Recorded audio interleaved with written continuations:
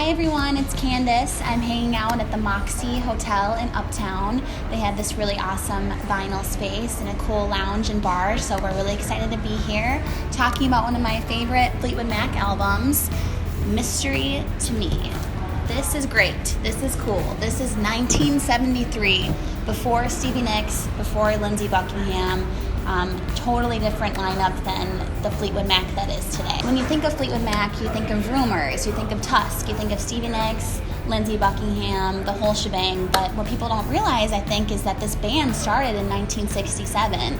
This is the 8th studio album, so there was a lot before this and there was a lot after it. And the reason I love this album so much is because it really highlights Christine McVie.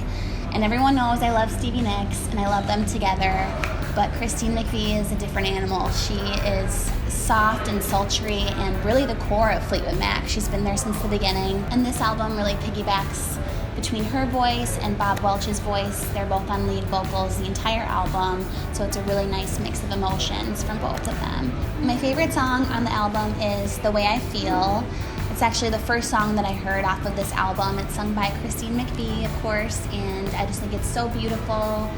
It really showcases kind of how I felt in some situations in my life, and I really appreciate her honesty, and it's just a really beautiful song. All of the songs really on this album are very selfless and romantic, honest, and I love listening to it because I try to be like that in my life too. Very open with my feelings, and it's cool that they were at that time because I think it was difficult probably for them to understand how they were feeling. I mean, Christine was in the middle of her marriage with John McVie at the time, and they're in this band together writing about their love for each other, and I think it's really cool how it all came together and in turn inspired their listeners to be open and honest about how they feel too.